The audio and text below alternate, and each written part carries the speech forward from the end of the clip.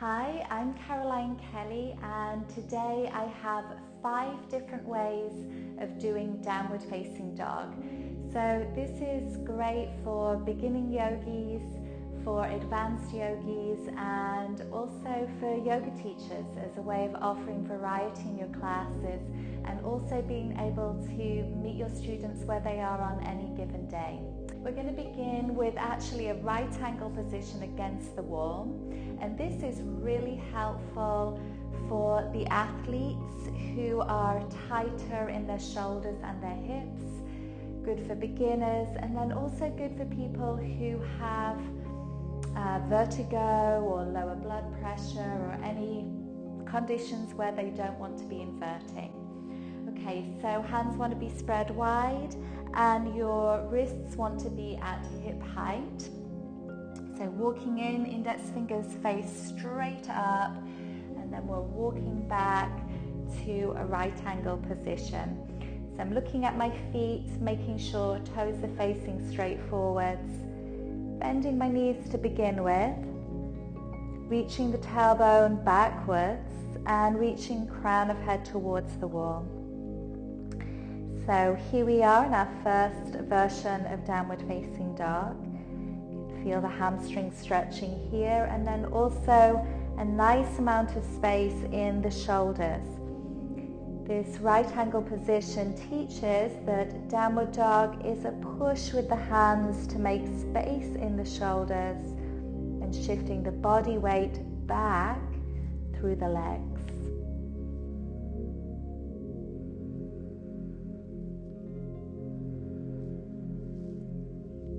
It's also good to note that yogis who are very mobile in the lower back, they want to draw the navel towards the spine and keep that lower back feeling really nice and long.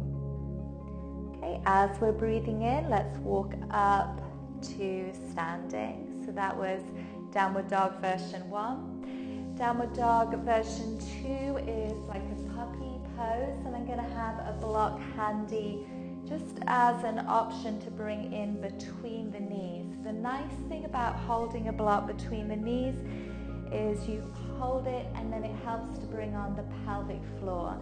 So that Mula Bandha in traditional yoga. Okay, and then we're going to walk forwards. I'm going to crawl my hands towards the front of the mat. Just adjust to make sure that the hips are over the knees, spreading fingers nice and wide. Again, I'm going to reach the tailbone back, crown of head forwards, the neck is nice and long. And then there's actually a push down action through the hands to keep those really alive. And let's breathe here with a long neck. We'll take about 2 more deep breaths.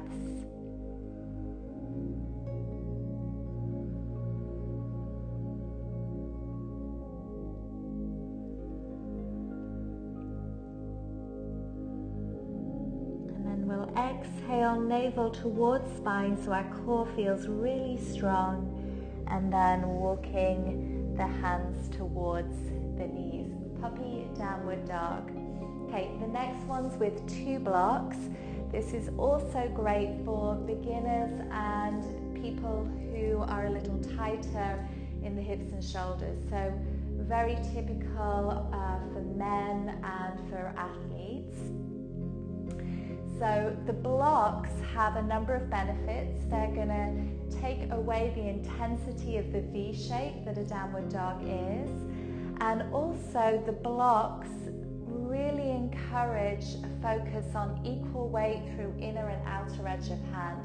Because if you don't do that, obviously the blocks are going to wobble. So super helpful for that. When you're using the blocks, you want to have the palm fully on the block. And as with a regular downward dog, you're pressing down through your hand like that, even though you can't really see that when you're actually in the pose. And we want to avoid a tenting up of the hand like this, like really press everything down so weight is spread through the hands and not just into the wrists. Okay, so tucking the toes under, Lifting the heels up nice and high. I'm going to push with my hands so body weight goes back towards the legs. Knees are bent a little bit, focusing on that lift up of the sit bones. And then as with all the dogs, letting the head hang, neck's nice and relaxed.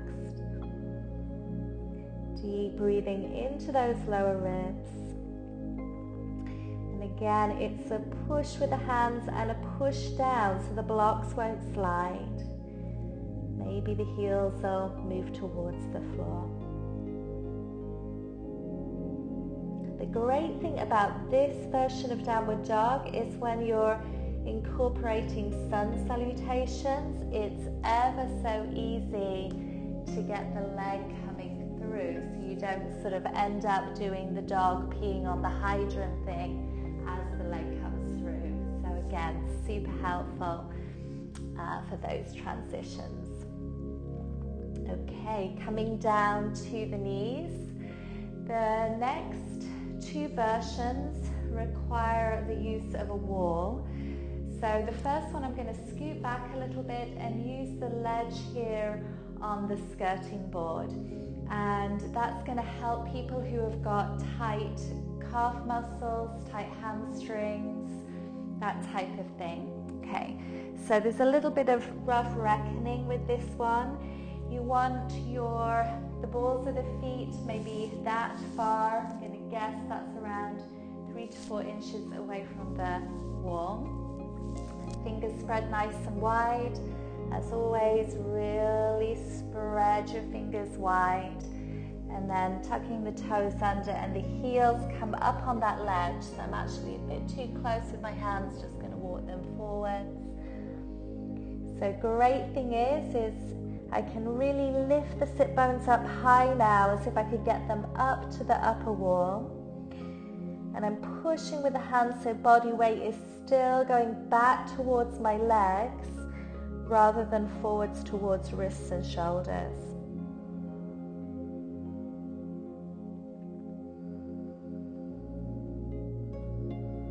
Always breathing into your lower ribs.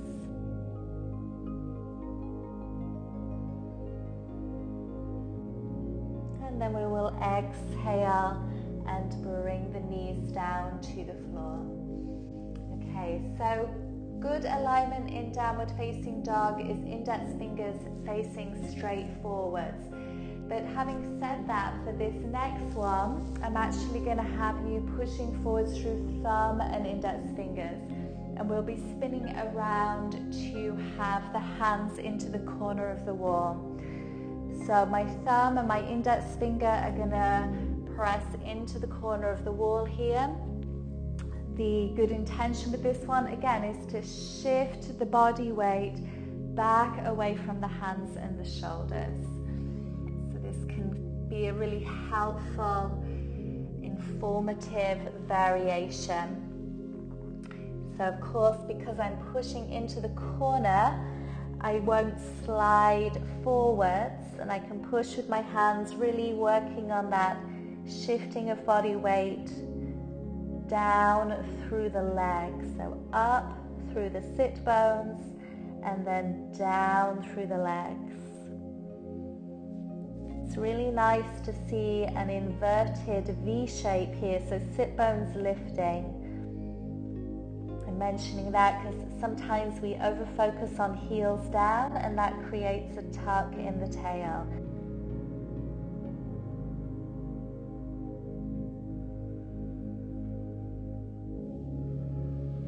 And then we'll exhale, come down. So that was 5 different ways of doing a downward facing dog. Let's do a regular one now and see how that feels. Begin with wrists underneath shoulders, knees underneath hips, index fingers straight forwards, rooting down through the hands, lifting the bum, heels nice and high, sit bones push back and up, head hanging, and then maybe straightening the legs a little bit, breathing into those lower ribs. And then seeing if we can lower the heels slightly without tucking the tail. Ooh, and that really gets into those calves and hamstrings a bit more.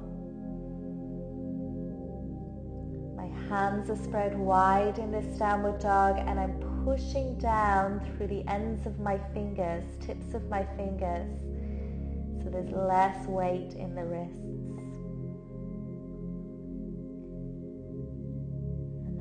Exhale, bring the knees down to the floor and sit back onto your heels.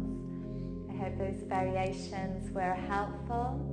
From my heart to your heart, Namaste.